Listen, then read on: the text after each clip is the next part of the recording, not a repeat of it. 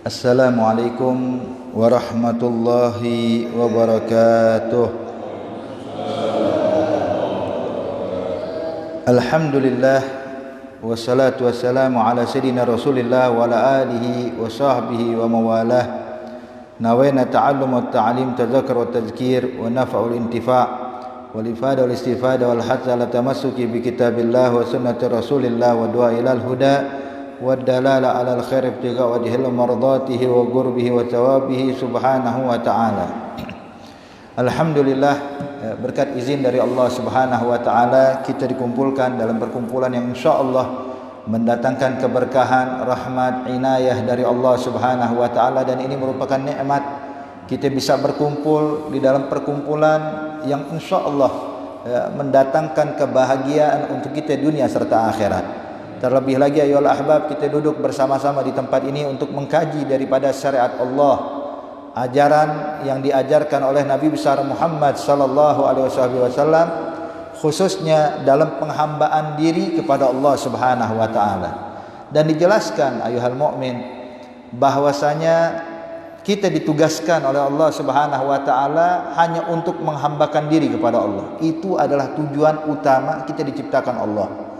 Sebagaimana Allah berfirman di dalam Al-Quran, wa ma khalaqtul jinna wal insa illa liya'budun. Tidaklah kami ciptakan jin dan manusia melainkan hanya untuk tunduk ibadah padaku, kata Allah Subhanahu wa taala. Jadi memang tujuan hidup kita ayuhal mukmin di dalam kehidupan dunia yang fana, yang sementara ini, hanya untuk menghambakan diri kepada Allah. Namun memang kita hidup di dalam dunia yang mana dunia yang Allah berikan kepada kita ini merupakan cobaan dari Allah untuk kita, ujian dari Allah untuk kita. Kehidupan dari Allah, tujuan hidup dia hanyalah untuk mencari ridha Allah. Cuma orang yang lalai, yang lupa dari tujuan hidupnya, sehingga dia terjerumus kepada kecintaan kepada dunia. Sehingga banyak orang-orang yang haus akan harta, haus akan kedudukan, sehingga tidak peduli lagi mana halal mana haram, tidak peduli saudara atau bukan saudara, tidak peduli kawan atau lawan. Yang penting dia ingin bisa mendapatkan kekayaan duniawi, harta yang banyak, harta yang berlimpah. Sebab di mata dia kalau dia punya harta, maka dia bakal mendapatkan kebahagiaan dalam kehidupan ini. Padahal ayuhal ahbab, kebahagiaan bukan untuk orang yang banyak harta. Kebahagiaan itu bukan orang yang punya tahta, tidak ya ahbab. Berapa banyak orang-orang yang hartanya berlimpah, ya, tapi ujung-ujungnya hadirin matinya bunuh diri, ya, banyak. Kenapa? Sudah bingung untuk apa lagi dia, ya, semuanya dia punya. Sampai bosan dalam kehidupan dunia, dia pun membunuh dirinya, na'udzubillah min dzalik. Artinya di sini bahwa kebahagiaan sesungguhnya bukan karena banyaknya harta, juga bukan karena banyaknya tahta. Jangan kita pikir banyak orang-orang hadirin berharap bisa dapat kedudukan tertinggi ya dalam kehidupan manusia ini. Dalam perusahaan yang paling kita mungkin sebagai bawahan melihat enak ya jadi atasan. Hartanya banyak, tinggal nyuruh-nyuruh doang. Kemudian dalam kehidupan ini politik mungkin enak ya jadi presiden. Wah, enak dia kemana aja dia mau, bisa segala macam fasilitas dia punya, gajinya besar, segala macam tunjangannya hebat. Padahal ayolah habab, kalau kita mau merenung, paling repot dia, paling capek dia, yang paling banyak makan hati dia hadirin. Berapa banyak orang yang komentarin dia, berapa banyak orang yang tidak suka sama dia. Makanya hadirin, kebahagiaan itu bukan karena tahta seseorang, bukan. Tapi kebahagiaan seseorang sesungguhnya kalau dia punya sifat zuhud dalam hatinya. Dia tidak peduli dengan dunia, tidak peduli dengan harta. Yang dicari cuma ridha Allah. Sebab kalau sudah mendapatkan ridhanya Allah, maka semua yang bakal diinginkan bakal diberikan Allah Subhanahu wa taala. Wahakadha. Makanya hadirin, sifat zuhud adalah sifat yang paling mulia dimiliki seorang hamba kepada Allah. Kenapa? Sebab dia sadar betul dirinya cuma hamba. Tahu hamba? Kalau kita lihat seorang budak hadirin, budak itu milik siapa sih? Dirinya, bahkan hartanya, bahkan pakaiannya milik tuannya, bukan milik dia. Arti kalau sang budak memegang harta hadirin, Seorang budak nyimpen duit, itu uang yang dimiliki sama dia bukan punya dia, punya tuannya. Harta yang dikenakan oleh dia bukan punya dia, punya tuannya. Bahkan jangankan harta, dirinya pun punya tuannya. Nah, kita hamba Allah. Kalau kita menyadari kita hamba Allah Subhanahu wa taala, maka yang paling penting adalah gimana caranya bisa dapatkan ridha Allah, ya, walaupun mungkin secara kehidupan dunia tidak memiliki apa-apa. Hadirin, sebagaimana satu contoh, ya, seperti saya sampaikan tadi bahwa kebahagiaan itu tidak dinilai dari banyaknya harta. Saya punya kenalan, hadirin, sahabat saya, dia ini dalam kerja di suatu perusahaan, memiliki jabatan tinggi, ya. Bisa dibilang dia ini wakil dari pemilik perusahaan. Hari kita tahu wakil artinya jabatan tertinggi setelah orang nomor 2 dari perusahaan tersebut. Hartanya banyak, ya, mobilnya mewah, rumahnya masya Allah, ya. Dia bilang, Habib, saya punya orang tua di kampung. Orang tua saya ini guru madrasah. Dia tidak punya pekerjaan seperti pekerjaan saya ini, cuman ngajar di madrasah. Kita tahu kalau gaji guru aja di kota seperti apa, gimana kalau di kampung, hadirin. Apalagi kalau madrasah, mungkin bayarannya sedikit. Kemudian yang berikutnya, Habib, rumahnya bukan rumah mewah, di kampung. Saya pernah sekali waktu, saya bawa anak-anak saya dan istri saya berlibur, sekalian menjenguk orang tua saya. Saya menginap di rumah orang tua saya kurang lebih 3 atau 4 malam di sana. Saya ikuti semua kegiatan orang tua saya. Dia pergi ke madrasah, saya ikut ke madrasah. Itu dia jalan, Bapak, katanya bapak saya jalan dari rumah ke madrasah tuh naik sepeda. Saya ikutin. Karena saya saking rindunya kepada bapak saya, jadi saya ingin ikut dengan bapak saya. Selepas dia mengajar di madrasah, dia ajak saya pergi ke sungai. Ngapain? Mancing. Mancing ikan, hadirin. Itu ikan begitu dapat, dia bawa juga alat peralatan sholat. Jadi kalau datang waktu sholat, dia ajak saya, ayo kita sholat dulu di pinggir sungai. Saya sholat berdua berjamaah. Dia pancing ikan, begitu dapat ikan berapa ekor, hadirin, dia pulang. Itu sebagian ikan dikasih ke rumah, sebagian dibagikan pada tetangga. Kita makan dari hasil pancingan itu.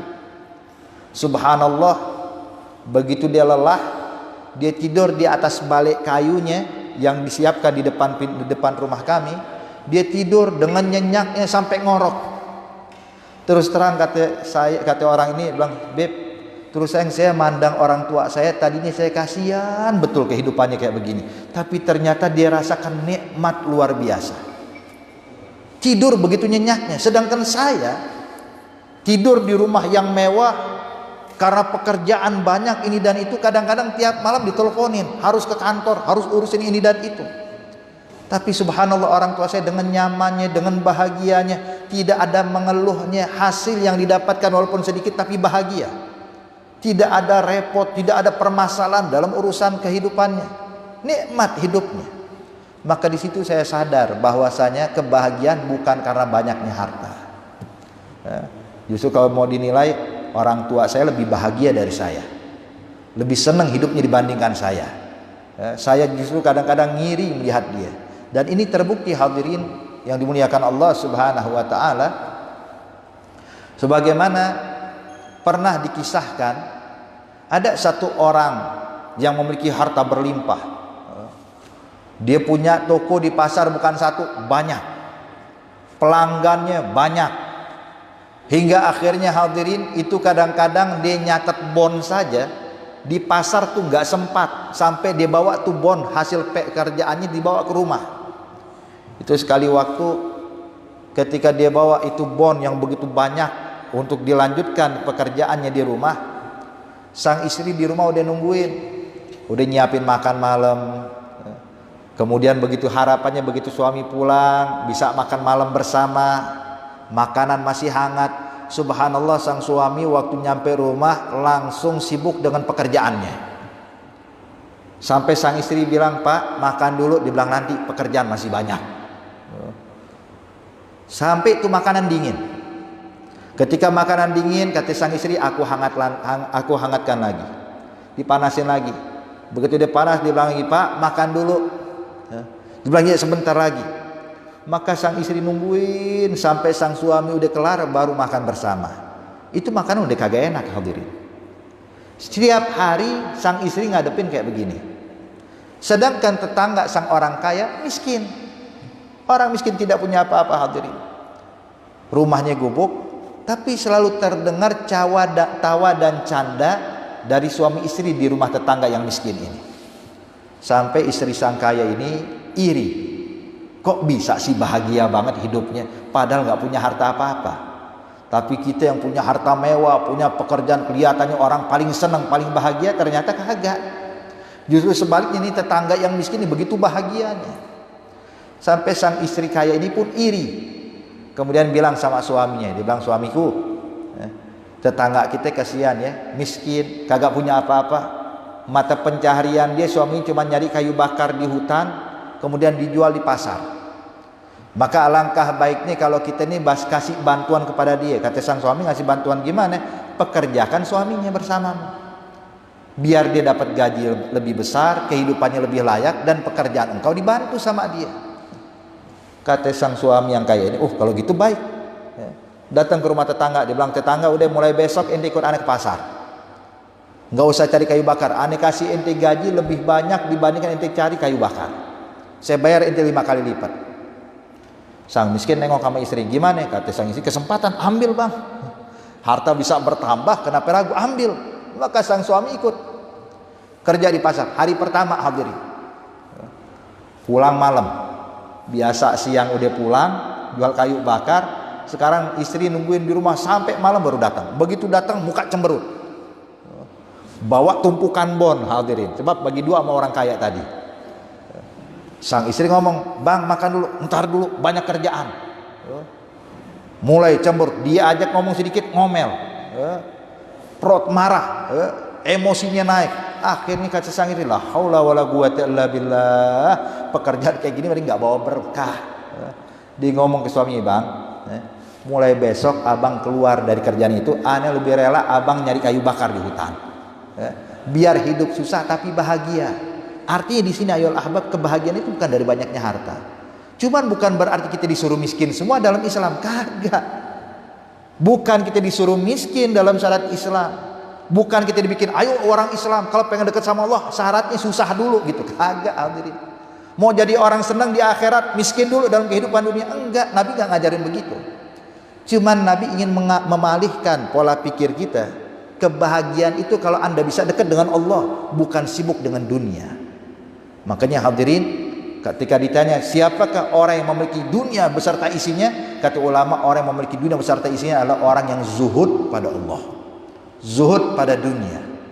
Makanya di sini kata Rasulullah sallallahu alaihi wasallam, Nabi menyatakan, izhad fid dunya yuhibbukallah, wazhad bima fi aidin nas yuhibbukan nas. Kata Nabi, zuhudlah engkau dari dunia. Arti zuhud di sini hadirin, hatinya tidak terkait pada dunia. Di sini perlu kita kasih taudih buat antum sekalian. Zuhud itu adalah ibadah batin, ibadah yang dilakukan oleh batin dan hati kita, bukan zahir bapak. Jadi belum tentu kalau orang yang kaya raya belum tentu zuhud lah, kemungkinan orang yang kaya raya zuhud. Dan juga bukan jaminan kalau orang miskin adalah orang zuhud, belum tentu juga hadirin. Kadang orang miskin lebih rakus akan dunia dibandingkan orang kaya. Sebab zuhud ini nggak bisa dinilai dari jumlah hartanya, enggak. Tapi kualitas hatinya bagaimana? Bagaimana hatinya memandang dunia? Kalau dia pandang dunia dengan pandangan ta'zim, dia muliakan dunia lebih dari segalanya, walaupun nggak punya harta apapun, ini adalah orang yang rakus akan dunia. Tapi sebaliknya, kalau dia memandang rendah dunia, memandang hina dunia, walaupun hartanya berlimpah sekalipun, ini orang yang zuhud. Jadi zuhud itu tidak bisa dinilai dari fisik. Jadi jangan kalau kita melihat orang kaya, wah ini orang yang rakus dunia. Melihat orang miskin, ini orang yang zuhud. Enggak. Bukan hadirin. Tidak bisa dinilai seperti itu. Makanya ada seorang ulama bernama Husain bin Syekh Abi Bakar bin Salim. Ini ulama hadirin, alim, orang yang dekat dengan Allah Subhanahu wa taala, hartanya berlimpah, Pak. hartanya berlimpah. Dia punya perkebunan kurma berhektar-hektar. Dia punya peternakan, bukan lagi peternakan kambing, peternakan kuda dia punya. Kemudian tiap hari sedekahnya nggak kurang 1000 orang miskin dijamu sama dia tiap hari. Ya. Artinya hartanya berlimpah.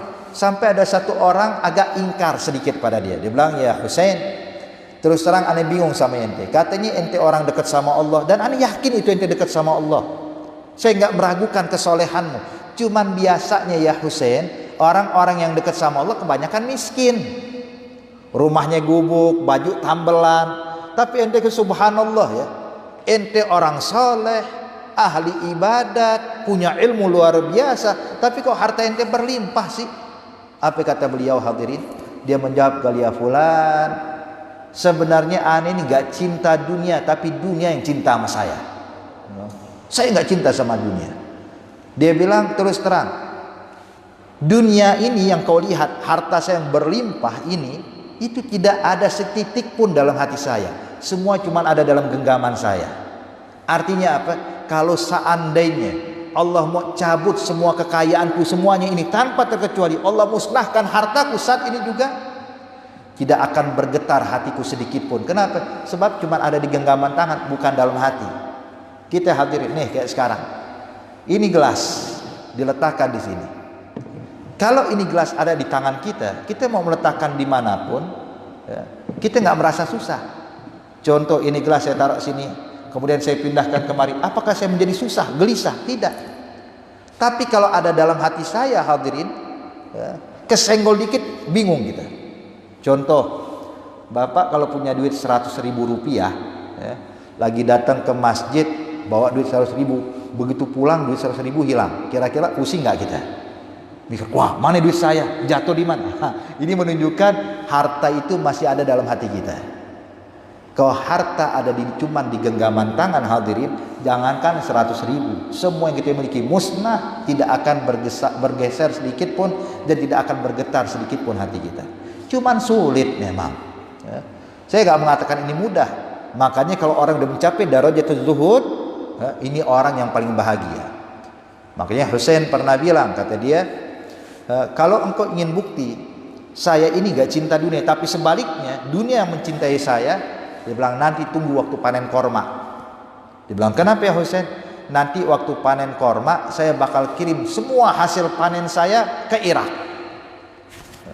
Di Irak itu sumber kurma hadirin. Sedangkan kurma di Hadramut di Yaman, tempat Husain bin Syekh Abu Bakar bin Salim ini, itu kurma Hadramut itu kalau dibandingkan kualitas dengan kurma Irak, ini kurma Hadramut kualitas paling rendah. Ibaratnya kalau orang-orang Irak nih ada kurma Hadramut bukan konsumsi manusia, tapi buat konsumsi hewan ternak. Dia bilang nanti waktu panen kurma saya bakal kirim ini panen kurma saya semuanya ke Irak untuk dijual di Irak. Sampai orang yang ingkar ini khawatir, jangan ya Husain, jangan. Udah aneh percaya sama ente. Dia bilang enggak, aneh bakal buktikan kepadamu kalau aneh gak cinta dunia. Ibaratnya aneh buang nih. Ini harta saya buang ke Irak. Secara logika nggak bakal laku. Dikirim Pak berton-ton dari hasil kurma tersebut ke Irak. Wakil yang ada di Irak kaget. Dibilang ngirim apa Husain? Ngirim korma.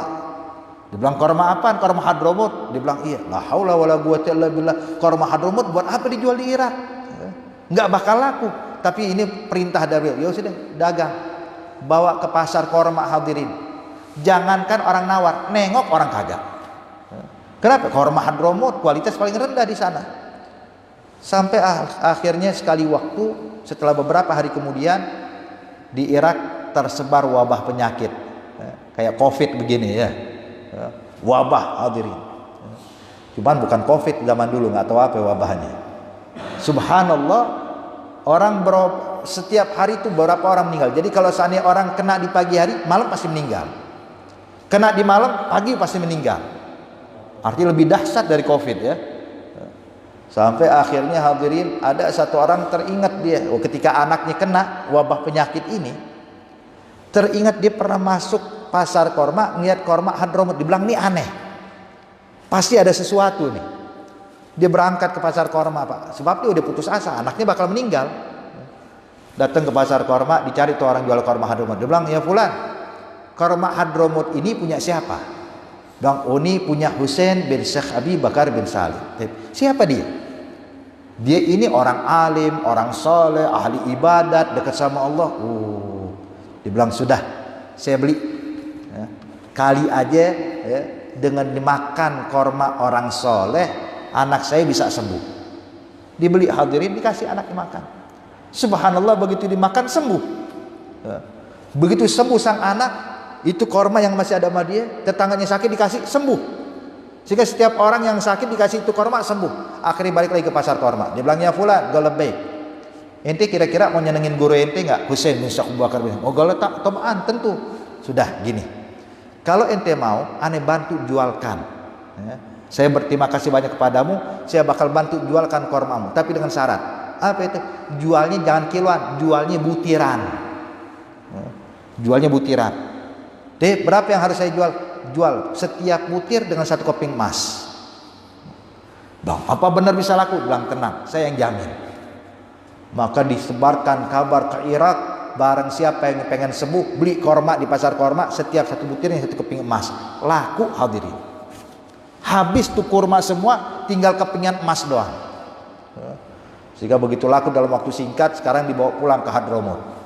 Itu sampai yang bawa kepingan emas dari Bandar Sihir ke kota Ina, tempat Husain Syekh Abu Bakar bin Salim, itu bukan 1 ekor onta yang bawa, hadirin, berpuluh-puluh ekor onta membawa itu kepingan emas ke rumahnya Husain bin Syekh Abu Bakar bin Salim. Sufyan. Ya. Keesokan harinya dipanggil temannya, sini. Aneh udah buang nih dunia, tapi dia datang menghampiri saya. Engkau lihat sekarang, saya nggak cinta dunia, tapi dunia yang cinta sama saya. Lihat, hadirin. Cuman nyari korma Husain Syekh Abu Bakar zaman sekarang nggak bisa lagi, kalau nggak COVID kelar urusannya ya. Cuman subhanallah, ya. Inilah hadirin, menunjukkan dunia ini kata ulama seperti bayangan kita, Pak. Dunia seperti bayangan kita. Semakin kita kejar, makin menjauh dari kita. Kita jalan 1 langkah, dia menjauh dari kita 1 langkah. Kita kejar dia berapa langkah, dia pun melari dari kita berapa langkah. Kita kejar sambil berlari dengan kencang, dia kabur dari kita makin kencang. Tapi coba kalau Anda berhenti, bayangan Anda juga bakal berhenti. Coba Anda berpaling, Anda melangkah, tinggalkan bayangan Anda, maka bayangan Anda bakal mengejar Anda 1 langkah. Semakin Anda lari meninggalkan bayangan, maka semakin kencang bayangan itu mengejar Anda. Begitu juga dengan dunia, kata ulama. Kalau kita berpaling dari dunia, kembali kepada Allah, ya, menghambakan diri benar-benar tulus untuk Allah, semakin dekat kita dengan Allah, maka dunia bakal tunduk kepada kita, ya Allah. Sebab disebutkan di dalam hadis qudsi, Allah berfirman kepada dunia saat Allah ciptakan dunia, ya dunia, man khadamani fakhdumihi wa man khadamaki fastakhdimi. Hai dunia, kalau nanti hambaku manusia ketika hidup di dalam dunia, dia menghambakan dirinya kepadaku, maka aku perintahkan engkau harus menjadi budaknya dia. Fakhdumihi. Akan tetapi kalau hambaku tersebut nanti di dunia, justru dia menghambakan dirinya kepadamu, lebih mengejar engkau melupakan aku, kata Allah, maka jadikanlah dia benar-benar budakmu, hai dunia. Wa hakadha ya ahbab, hadza zuhud. Jadi zuhud itu perkara batin. Kemudian juga yang berikutnya, artinya adalah jadi zuhud bukan syarat orang harus miskin dulu baru zuhud, enggak. Makanya guru kami Al-Habib Anis bin Alwi Al-Habsyi dari Solo, beliau ketika ditanya, "Galia Habib, apakah orang zuhud itu harus miskin?" Ya enggak, kata dia. Kadang orang miskin nasib emang nggak punya apa-apa, tapi bukan berarti zuhud. Jadi zuhud tidak bisa dinilai dengan zahir, tapi itu adalah perkara hati yang nggak bisa kita nilai secara kasat mata. Ada zuhud. Kemudian yang berikutnya sifatul wara. Sifat wara, hadirin, ini juga penting dalam kehidupan kita. Bahkan pondasi di dalam agama kita, pondasi dalam penghambaan diri kepada Allah harus punya sifat wara. Pengen dekat sama Allah, punya sifat wara. Sifat berhati-hati, artinya tidak membiarkan apapun yang masuk kepada kita telan mentah-mentah, enggak. Tapi sifat waspada, kehati-hatian kita. Sebab Bapak hadirin yang dimuliakan Allah, Nabi pernah menyatakan, innal halala bayyin wal harama bayyin wa bainahuma umuru mustabihat faman ittaqa fi syubhat faqad istabra'a li dinihi wa 'irdihi wa man waqa'a fi syubhat waqa'a fil haram karra'i yar'a haulal hima yusiku ayyarta'a fi. Nabi menyatakan sesungguhnya perkara yang halal jelas, kayak minuman halal jelas, wal haram bayyin, yang haram juga jelas, khamar jelas haram. Tapi yang di tengah-tengahnya ini kata Rasulullah, wa bainahuma, sesuatu yang tidak dibilang halal tidak dibilang haram, ini namanya perkara syubhat. Maka barang siapa kata Nabi Muhammad yang menjaga dirinya dari perkara syubhat, maka dia telah menyelamatkan agamanya dan kehormatannya di hadapan Allah. Tapi barang siapa yang terjerumus kepada perkara yang syubhat, maka dia bakal terjerumus kepada perkara yang haram. Seperti Nabi kasih gambaran hadirin, orang yang menganggap enggak apa-apa syubhat, selagi tidak haram bismillah, tidak apa-apa ini perkara syubhat, yang penting tidak diharamkan oleh Allah. Kata Nabi, Bapak, Nabi kasih gambaran buat kita merenung semuanya. Kata Nabi, karra'i yar'a haulal hima, seperti penggembala kambing yang menggembalakan kambing-kambingnya di sekitar tanah milik orang lain, di sekitar ladang milik orang lain. Yusiku ayar ta'afi, kemungkinan kambing dia yang sudah diarahkan berjalan lurus bakal lompat ke ladang orang dan memakan rumput dari orang lain, akhirnya haram tanpa izin. Nah begitu juga hadirin, sulit menjaga kambing untuk berjalan lurus, maka orang yang memakan subhat, yang melakukan muamalah subhat tanpa disadari bakal terjerumus kepada perkara yang diharamkan Allah Subhanahu wa taala. Jadi wara sifat penting hadirin, itu pun juga wara adalah perkara batin. Hati tidak bisa dilihat dengan zahir. Wara, seseorang tidak melakukan perkara subhat karena apa? Bukan karena nggak ada kesempatan, tapi memang karena takut pada Allah, khawatir akan murka Allah. Makanya Nabi menjelaskan, kalau seandainya kita membiasakan Bapak masuk makanan haram ke dalam tubuh kita, maka niscaya ibadah kita nggak bakal diterima oleh Allah, doa kita nggak bakal didengar sama Allah. Sebagaimana disebutkan di dalam hadis tadi, Rasulullah menyatakan, "Tsumma dzakara rajulun yutilu safar aghbar as'as yamud yadayhi ila sama wa yaqul ya rab wa mat'amuhu haram wa mashrabuhu haram wa ghudhiya bil haram fa anna istajabalah." Kata Nabi, kemudian disebutkan ada satu orang musafir yang pakaiannya compang-camping, penuh dengan debu, melakukan perjalanan jauh. Sebab Bapak, Nabi kasih isyarat contoh ini orang musafir, sebab doanya musafir itu mustajab. Sebab ada doa orang-orang tertentu yang mustajab, seperti orang terzalimi doanya mustajab. Doa orang tua buat anak mustajab, dan disebutkan doanya musafir juga mustajab. Tapi Nabi memberikan gambaran kepada kita, tsumma dzakara rajulan yutilu safar. Ada seseorang musafir kata Rasulullah, perjalanan jauh dia tempuh, sampai kotor pakaiannya, rambutnya penuh dengan debu karena saking jauhnya perjalanan. Kemudian di tengah jalan ini hamba pun mengangkat tangannya. Bahkan disebutkan oleh ahli hadis, maksud melakukan perjalanan ini perjalanan haji ke Baitullahil Haram, artinya perjalanan yang mulia. Kemudian orang ini pun mengangkat tangannya, bermunajat kepada Allah sambil mengucapkan ya Rabb, ya Rabb, ya Rabb, memohon kepada Allah, ya Allah, ya Allah, ya Allah, meminta hajatnya dikabulkan oleh Allah saat dia melakukan ibadah haji ke Baitullahil Haram. Tapi Nabi katakan, cuman amat disayangkan, mat'amuhu haram, dia menyantap makanan yang diharamkan Allah, wa mashrabuhu haram, dan dia minum yang diharamkan oleh Allah, wa malbasuhul haram, pakaiannya dibeli dari harta yang haram, wa ghudhiya bil haram, dan tumbuh tubuhnya dari perkara yang haram, fa anna yustajabalah, bagaimana bisa dikabulkan doanya kata Rasulullah. Artinya ya ahbab, kalau kita biasa memakan perkara yang haram, subhat atau haram dan lain-lainnya, maka jangan salahkan kalau kita sering berdoa, doa kita tidak dikabulkan oleh Allah. Sebab syarat agar doa kita diijabah oleh Allah, ya, maka hendaknya engkau punya sifat wara, berhati-hati atas segala hal yang ada di hadapan kita. Kemudian Bapak hadirin yang dimuliakan Allah Subhanahu wa taala, disebutkan bahwasanya di dalam hadis yang lainnya Rasulullah menyatakan, kata Rasulullah, "Lau gumtum hatta kal hanaya wa sumtum hatta kal autar la yaqbalullahu minkum illa biwara'in hajiz." Nabi menyatakan, kalau kalian banyak qiyamul lail, tahajud tidak pernah tinggal, tiap hari sholat terus pada Allah sampai bungkuk badan kalian, kata Nabi. Karena saking banyaknya sholat sampai nggak bisa tegak, bungkuk badannya. Wasumtum hatta kal autar, dan kalian berpuasa tiap hari sampai badan kalian kurus kering bagaikan benang, kata Rasulullah. Terus terang kata Nabi, ibadah yang kalian lakukan ini, kata Nabi Muhammad, tidak akan diterima oleh Allah kecuali kalian punya sifat wara. Artinya ibadah luar biasa hadirin.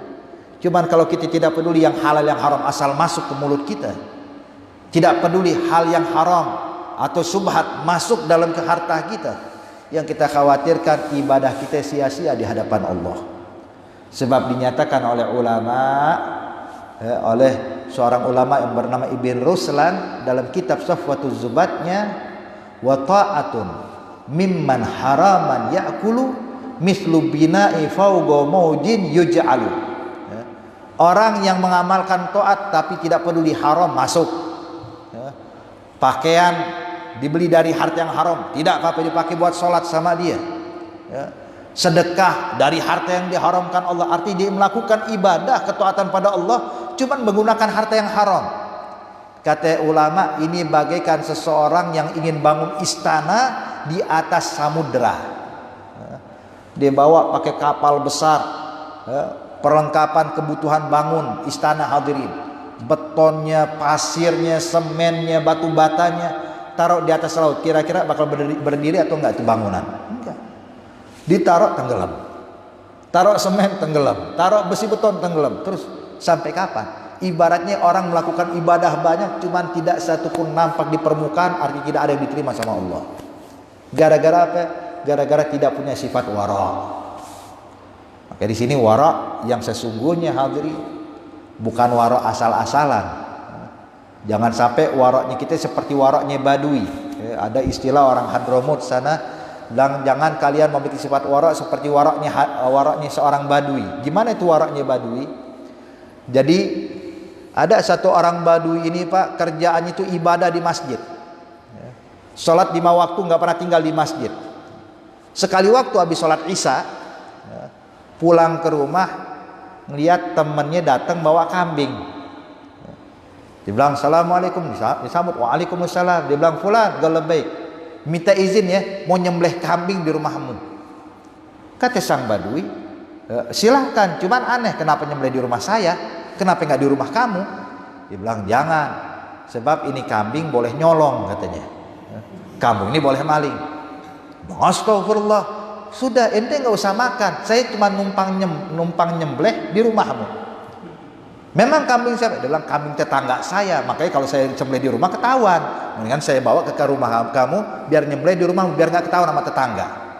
Oh tayyib, silahkan, yang penting saya nggak mau makan ya. Iya engkau nggak usah makan. Tayyib, cuman aneh perlu golok. Bilangnya sudah, saya pinjamkan kau golok. Yang orang Badui dipinjamin golok, nyembelih kambing hadirin. Kambing sudah disembelih, sudah dikuliti. Ini sang Badui cuma nonton sambil baca tasbih, baca istighfar, astagfirullah, astagfirullah, astagfirullah. Melihat temannya nyembelih kambing boleh nyolong, baca istighfar nggak berhenti, astagfirullah, astagfirullah. Akhirnya temannya bilang, "Kal ya fulan, galabbaik." Dia bilang, "Ini kambing udah aneh sembelih. Ini pengen aneh masak, sebab kalau bawa begini tetap ketahuan, tapi saya mau masak dulu nih." Terus gimana? Ya aneh pinjam panci. Pinjam panci. Dia bilang, "Oh, khalas panci saya siapin, panci ambil." Tapi airnya mana? Air ambil di sumur. Tapi kalau air udah ada, kita mau masak butuh kayu bakar, ambil kayu bakar saya, bakar udah. Yang penting saya nggak mau makan. Dia bilang, "Iya, ini nggak usah makan." Maka mulai Pak dimasak kambing. Udah ini ketika sudah hampir matang, aromanya makin tercium. Sehingga sang badu yang lagi baca istighfar mulai mencium aroma kambing. Bang, subhanallah, enak banget nih aromanya ya. Cuman dia tetap bilang, aneh nggak boleh makan. Selesai, bilang pulang. Lebih baik, ente beneran nggak mau makan? Bang, enggak, ini haram. Beneran kagak mau makan? Dia bilang tunggu dulu. Yang boleh nyolong apa tadi? Yang boleh nyolong cuma kambing. Baik. Airnya punya siapa? Air dari sumurnya ente.